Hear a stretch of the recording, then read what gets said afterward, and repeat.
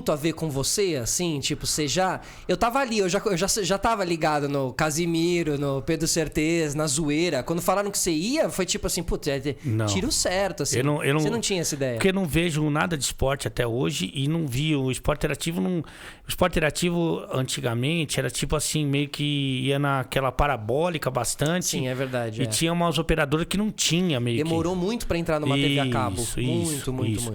E aí não tava... Tanto que naquele dia que eu falei das emoções, eu não tinha ideia de nada, cara. Também eu sou muito do improviso, assim. Também não estudei nada. O cara falou, vem pro Rio. Eu falei, vamos pro Rio, vamos. Você foi morar lá? Não, né? Não, você ficava indo e vindo. Toda semana eu ia pra lá. Você fez chegou a fazer Noite dos Craques, não fez? Não, eu fazia... Mas um ou outro, assim, você chegou a fazer? Não, é que eu vou contar essa história que tem a ver com o Noite dos Craques. Por isso que muita gente confunde. Mas eu fiz todos os outros programas. Jogando em casa. Porque aqui em São Paulo, o que aconteceu? Quando eu tinha um programa já aqui em São Paulo que era o Mais 90.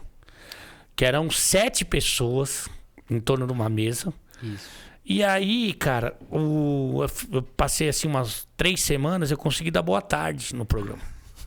Em 3 semanas. Uma eu falei boa, na outra semana eu falei tarde. E eu falei assim, cara, eu sou um cara da conversa, da resenha, mesmo da análise e tal, mas só que os caras se matavam. Pô, o primeiro programa que eu fiz, tava o André Henning de um lado, o Ricardo Martins do outro. O segundo programa foi com esse fone de ouvido. O cara falou, o que é isso? Eu falei assim, não, eu tô ficando surdo aqui, cara. Tampão. A véia surda da Praça é Nossa, ela escutava. Ela veio trabalhar aqui, ela saiu surda. Aí teve um outro dia que eu peguei uma cartolina, escrevi um número lá, 558 mil, não sei. E aparecia assim.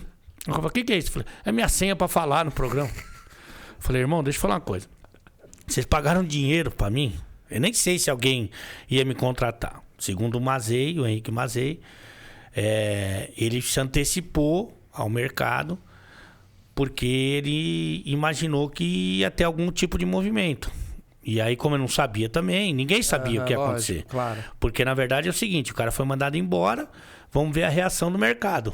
Antes da reação, ele me contratou. Sim. Você acha que teria alguma emissora assim que você acha que poderia ter te chamado? Eu acho que o pessoal ia esperar um pouquinho, ver e tal, a reação do público, e eu acho que talvez eu tivesse, que ali era um momento muito bom que eu tava, cara. Mas, enfim, aí...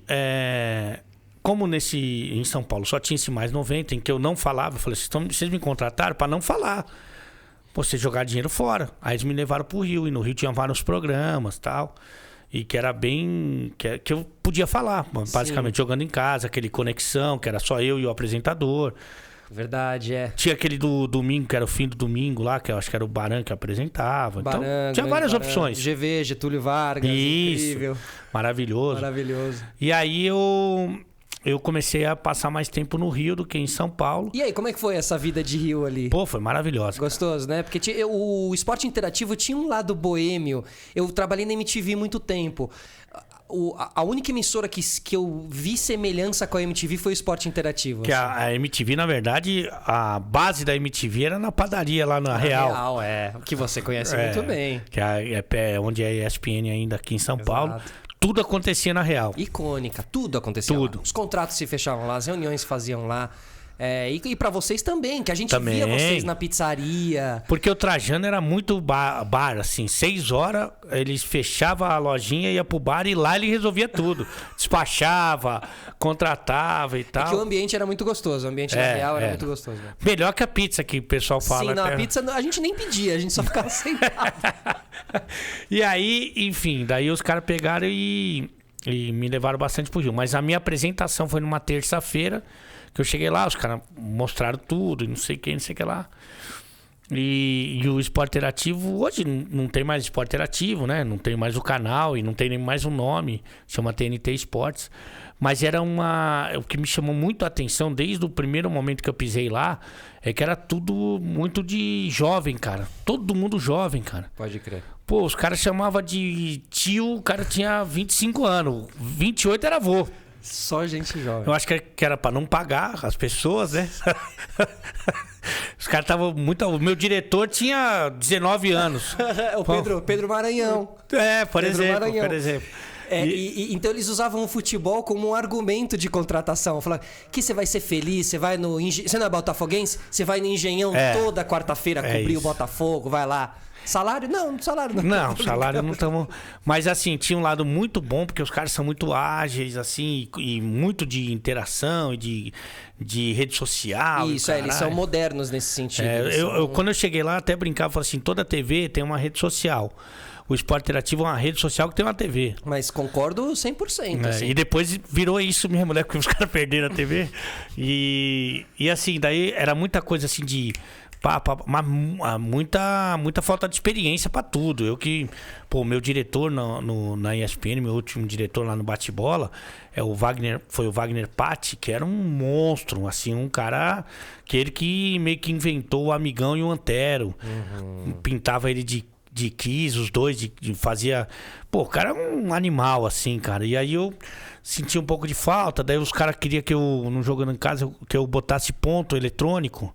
Aí eu tô falando, o cara tava falando no meu ouvido, falando pro Ale Jimenez, que era o apresentador. Aí eu falei assim, cara, me desculpa. O áudio aberto, né? Uma conversa que é entre outras pessoas. Aí o cara falou, não, mas é bom pra saber o tempo. Eu falei, irmão, eu sei o meu tempo, cada um sabe o seu tempo, cara. O tempo não para, já diria o caso. Mas enfim, eu fiquei...